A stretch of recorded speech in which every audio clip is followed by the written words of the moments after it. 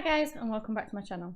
The case that I'm going to be looking into today is the case of Brian Blackwell, and this again is a suggested case, so thank you so much for your suggestions. I really appreciate any you guys have. I'd just like to let you know, I mean no disrespect to anyone I'm going to talk about today. I've just gathered the information off the internet and compiled it into a video for educational purposes. On the 25th of July in 2004, Brian Blackwell was this kind of excellent student. He was really intelligent and he was in very high regard with everyone around him. He lived in a suburb in Liverpool and he went on to murder both of his parents. Now, obviously there is a huge story behind that, so I'll get into that and we'll find out how this kind of brilliant student became a killer.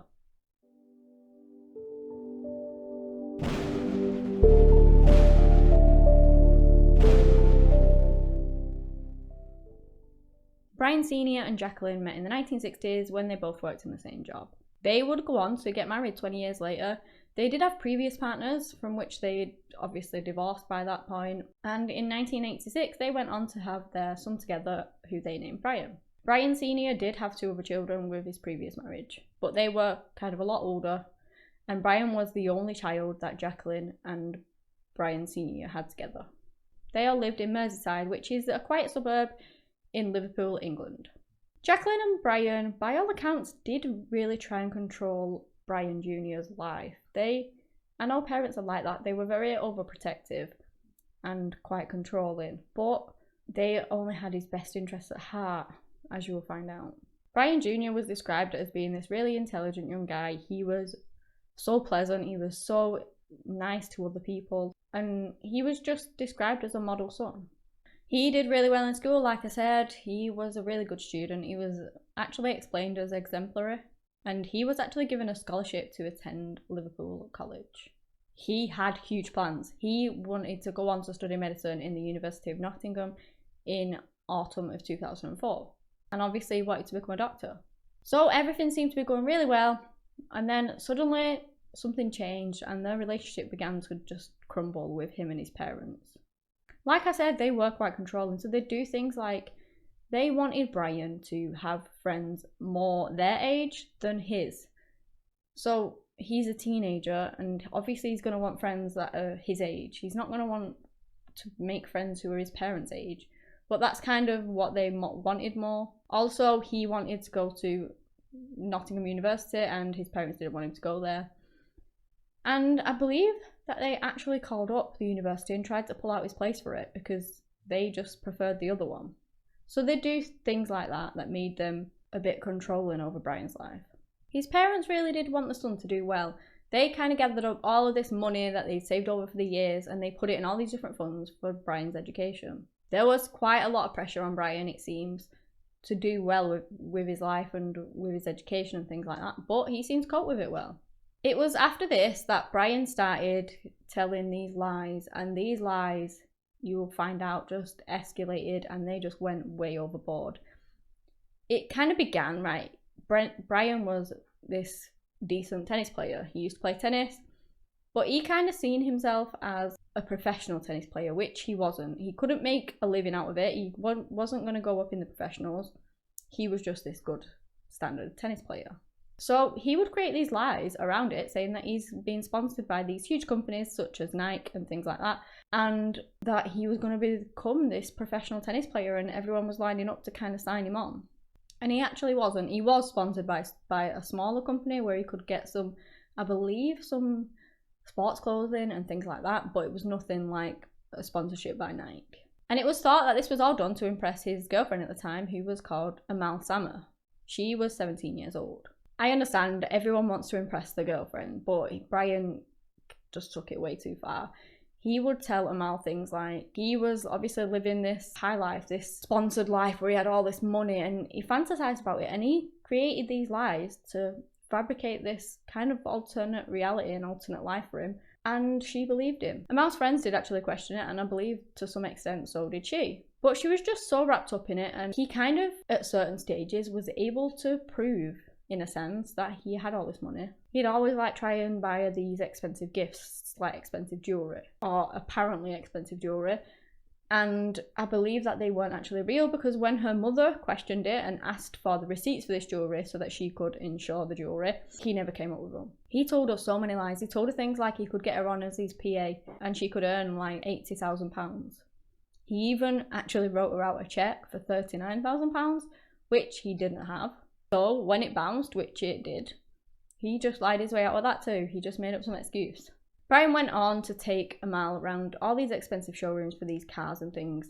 He said that he needed a car, kind of a very posh car that suited his lifestyle, that was going to be super expensive, and they went around these showrooms, even though Brian couldn't actually drive.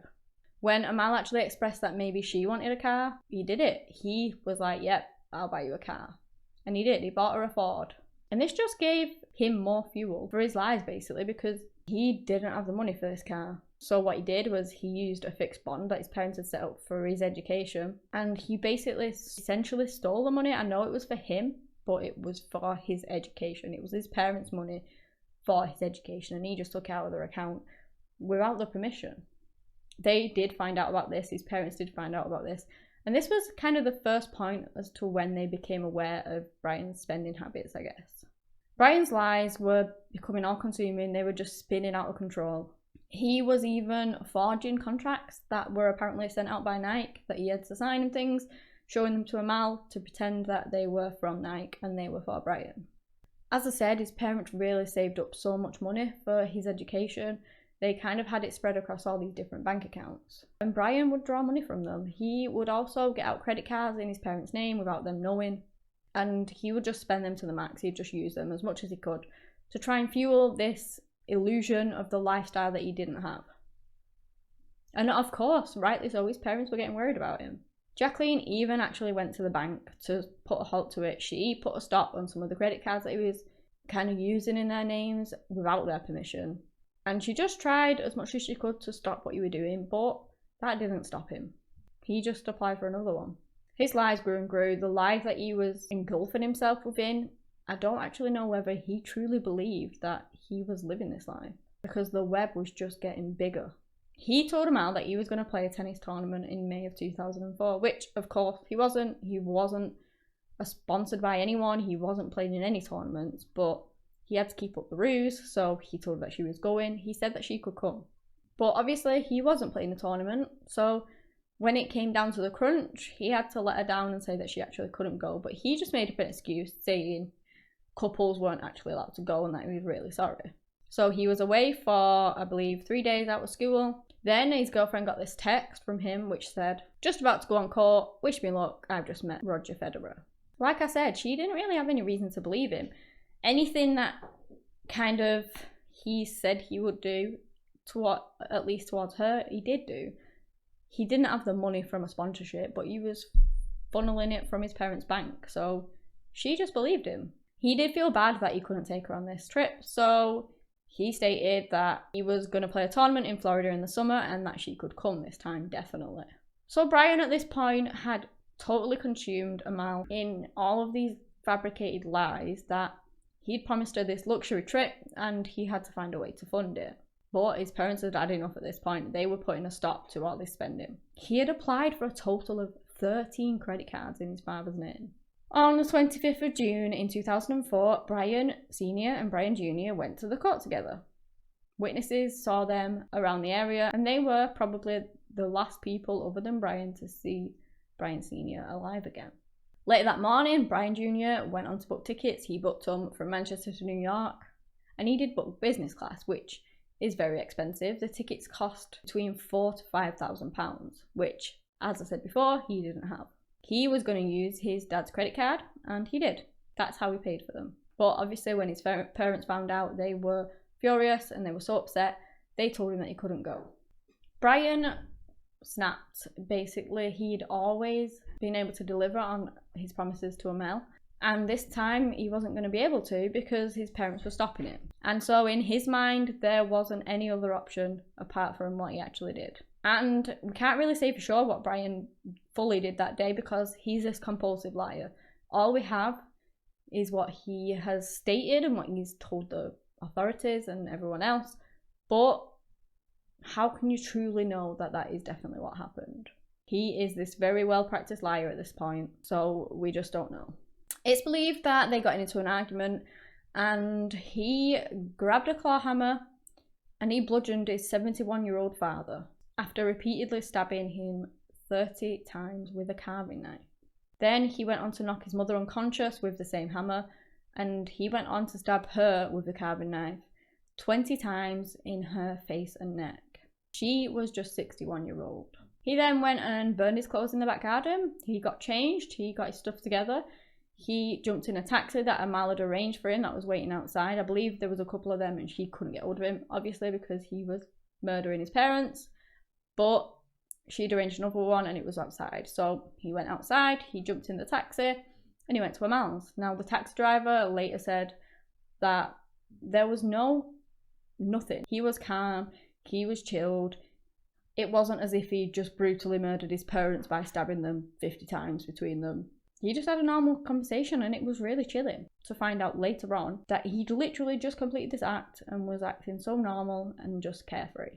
Brian Blackwell was 18 years old when he just brutally murdered his own parents, and then he went on holiday. The next day they flew to New York and they stayed at this fantastic hotel, really, really expensive hotel. They flew on to Miami to Barbados. And they just generally had this really expensive holiday.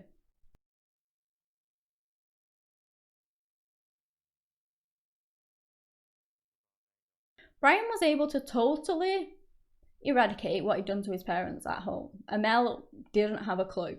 Brian acted completely normal. They just had this brilliant time on holiday. There's a chilling video that I actually found, the home video that Amel took, and it just shows how chilled Brian was. Let's show you the bathroom with our own little television, shower, and jacuzzi. And we have our own little dressing table. That's me, hello.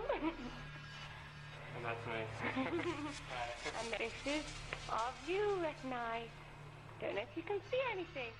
During the holiday, they stayed in these top-end hotels. They had lobster dinners, these super expensive dinners. They were in presidential suites. Amal was allowed to go shopping on the high street and buy all of the things on the New York high street, which are all branded, are all pretty much super expensive. One food bill from a hotel actually came to over £3,700. So that just goes to show like how he was just chucking money everywhere.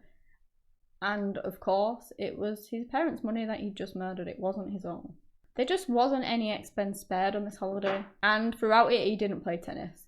But as you can expect, he just fabricated another lie to cover it. He told her that the weather wasn't good enough to play and that they cancelled it. Amal just didn't have a clue. He even, whilst on holiday, called his parents to make sure that they were okay. Called his parents. I believe in total the holiday came to over £30,000. And this was paid for, as I said, by his parents that he'd murdered. So they came home, Brian was met by a neighbour and all this mail was piling up, and he just told them that they'd gone to Spain. They had a villa in Spain and that's where his parents were. He also said that he didn't have a key so he couldn't get in the house. Amal offered for him to stay at her house and a mother agreed to it, and so he did. He stated that he didn't have a key, but he did. He went back on a few occasions and went in the house.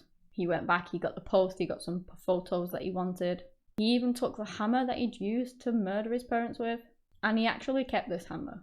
He obviously had a huge problem though, because the bodies were in the house, rotting, decomposing, they were just rotting away, and he didn't know what to do about that. At one point, he approached two young lads and he offered to pay them to burn down his house. Another neighbour called Pete Boyle went on to collect the Blackwell's mail, and he went to post it in the door because obviously he figured that they were still in Spain. So as he opened the letter hatch to post it in, he was greeted with this disgusting foul smell. They obviously recoiled, and that was when they noticed flies all over the door. They were all over the window and they were just everywhere. Like it was just crawling with them. So they went around the back thinking obviously something was odd, something was wrong. So they went around the back to look through the window to see whether they could see anything. And when he looked in, he had never been in the house before, and it looked like they had a black carpet. And then he saw it move. It wasn't a black carpet, it was just flies everywhere. They were all over the floor, covering the entirety of the floor so that it looked like that was what colour the floor was, but it wasn't, it was moving. He knew something was wrong, and so he immediately called the police. The police arrived within 20 minutes. They came very quickly. They obviously got into the house and they found the bodies of Jacqueline and Brian Blackwell. And at first they believed that it had been a robbery and that they'd been shot. The bodies were actually very decomposed at this point, so it was kind of hard to tell what injuries they had. They went on to find Brian, who was at a mouse. He'd been staying there for 3 weeks now. And when they broke the news to him that his parents had been killed, he appeared stunned, upset, genuine. Even though he did appear genuine, the moment they interviewed him and started asking him questions, they pretty much immediately started to suspect him. With the things that he was saying in the interview, I believe he said things like, "Is prison cold?" Which, why would you be saying things like that after your parents had just been murdered? So they arrested him on the murder of his parents. It's really believed that Brian felt like he could just simply lie his way out of this too. He'd lied his way into everything and out of everything, and he believed he could just do the same. Forensics went round to the house, and that is where they found a bag that belonged to Brian. And inside, it had a set of keys and a hammer. Now, all this time, Brian had been kind of claiming his innocence, saying that he couldn't even get in the house. And now there was this bag that was Brian's, and it was confirmed to be Brian's, and it had a set of keys in it, so obviously that was a lie. They altered kind of the line of questioning to suit this, and when they told him about the keys and things, he actually admitted to what he'd done. He claimed to have killed them during a row. He said that there was a struggle and it was kind of in self-defense. He basically stated that he'd hit his dad and his mother came in this defensive stance with this carving knife, and she was holding it up, obviously because he'd just hit his dad. She was scared, so he then took this carving knife and hit his mother and then stabbed them multiple times. But the forensics found evidence to the contrary. They found that Brian Sr. had defensive wounds on his arms, so he had slashes along his arms where obviously he was trying to cut him with a carving knife, and he was trying to hold them up to protect himself, to protect his face or his vital organs or anything like that, and they were defensive wounds. So what Brian was stating didn't line up. On the 29th of June in 2005, Brian Blackwell pleaded guilty to the lesser charge of 2 counts of manslaughter after the double charge of murder was dropped. And this was dropped on the grounds of diminished responsibility because he was actually diagnosed with narcissistic personality disorder. Brian was sentenced to life imprisonment with a minimum of 12 years. This case I found really sad because his parents really did have his best interests at heart, I believe. They saved up all this money for his future and for his education so that he could become this amazing doctor, which is what he wanted to do. And because he just kind of engulfed himself in all of these lies and made this life for himself that wasn't actually real, and they tried to stop him and help him, he murdered them most probably because they stood in his way. And they were just stopping him from spending all this money that in his mind he had a right to spend. This case obviously happened in 2005. He got 12 years minimum, so he could have been liable for parole already. I tried researching to see whether he was out or anything like that, and I couldn't find anything. So if you guys know anything on that, please do let me know because we can share information. I just couldn't find anything to see whether he's out yet. Just because he's served the 12 years, over the 12 years, doesn't mean that he was eligible for parole. They might have just kept him in anyway. But yeah, if you guys have any of those information on that, please let me know. So yeah, if you guys have any more suggestions that you want me to look into, please let me know. I'll look into them for you. If you like this video, give it a thumbs up and subscribe to my channel for similar content. Anyway guys, that's all I have today on the case of Brian Blackwell. Thank you so much for watching, and until next time, bye.